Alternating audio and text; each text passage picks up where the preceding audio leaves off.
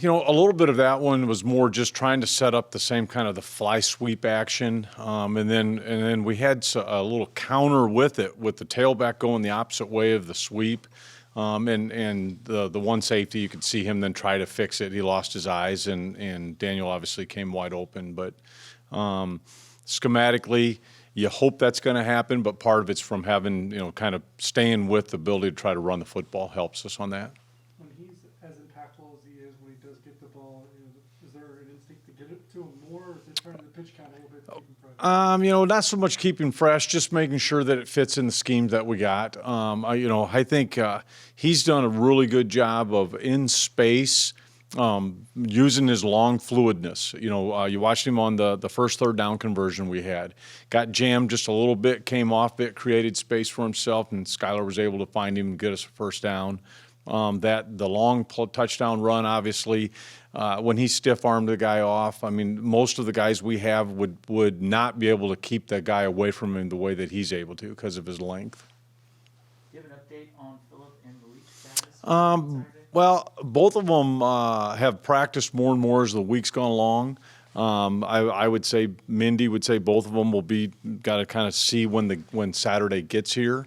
But I feel good with how they've gone, how they've progressed this week. I wouldn't say that if today was the day we had to decide, that it would be very easy to decide, but hopefully another day and a half will allow them to be in a better position. Have the right blocking scheme called when Deuce had his fourth down, 42-yard run? Yes, happened to be obviously we blocked it well up front. And those types of fourth down plays, and I said it right when it happened, everybody's up there trying to make a stop, and it's everybody crunched into there. And I can remember, and I'm obviously old, but I can remember a Super Bowl where John Riggins hits one and pops it and goes and runs for a touchdown for a long gain touchdown. And it's the same thing. Everybody's up there. There's no second and third level to the defense. Offensive line did a great job getting a crease, and then Deuce, as everybody knows, if the backside, you can't find him.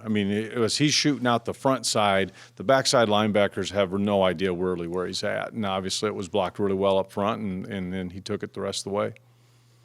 With Joe out on Saturday, we've got to see some more of Jacardier, right? Just kind of what did you think of his performance? I thought he did a really nice job. I thought that he was made sure that he was taking care of the football. I'm not sure that two hands ever got off the ball when he was carrying it, which was fine for me. He needed to get some touches. He needed to get live action. He needed to get hit while carrying the ball, and I thought he did a nice job with it. If you got a quick change, turnover philosophy as far as when your offense gets right back on the field? It a little bit depends on where it's at on the field. Obviously, if you're in the red zone or if you're inside the plus 50, a lot of times you're trying to find, okay, where's that one scheme that we feel like you can get a shot play. Defenses, though, have so much now harped on when there's a quick change, expect a quote gimmick, expect a reverse pass, those types of things. So I feel like it's got to be in the right part of the field to try to go get a big play right away. Skyler's been obviously playing at a high level, but he is still throwing an occasional interception. What's just kind of been your message to him? And we talked about it on Monday when we had our unit meeting with our offense, and pre-snap things where we jump off sides, pre-snap where we have to use a timeout. Those are things that we keep harping on that we have to fix.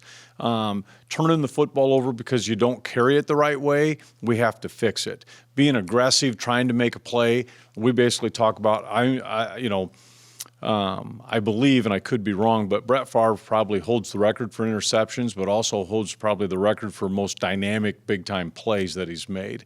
And I don't want Skylar to ever be afraid to go try to make a big play. We got to be smart. You can't just throw it to throw it. You can't just go throw into triple coverage. But as a quarterback, you gotta be ready to go rip it and play fast. And so we talk more about, playing fast and making good decisions, and we'll live with the result as long as we're doing that. Out and almost like a double move to Phillip Brooks, it resulted in a big play. Is that like you self-scouting a little bit and trying to break a tendency at all? That was 100% that we have not run a lot of come back and go or stop and go, and we felt like it was a great time of the game to do it. One, if it doesn't work, we're going to stop the clock as it was getting later in the half. If it does work, we got a chance for a big play, and obviously it was. After we got it down to the 1, now it was a little bit the other way. How do we make sure we run as much clock as we can to not give their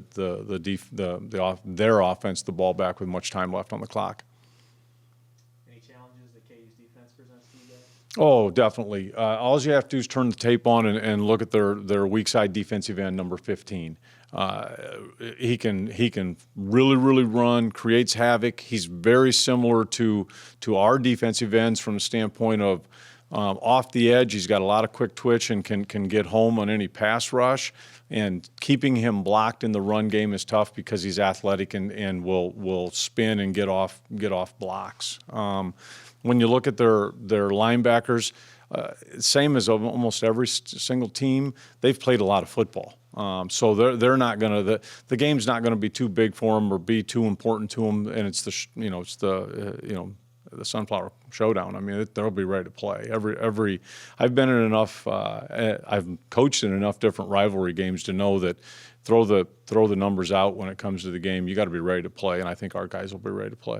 Is it as much of a nightmare to block Felix in practice as it is a game?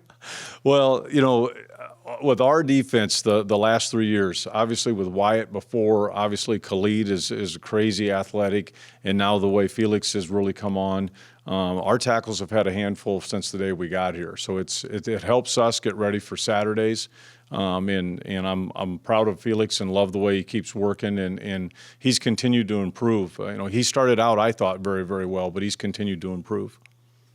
The double timeouts you had to call in the first half last game, was that just miscommunication? No, that's the example that we're talking about, or that we talked about on Monday. That a couple different 2 times in a row, things that we just didn't operate well as an 11 guys out there on the field, and both of them were timeouts that obviously needed to get called when we were basically at the line of scrimmage. So we've got to do a better job as a group taking care of those mistakes.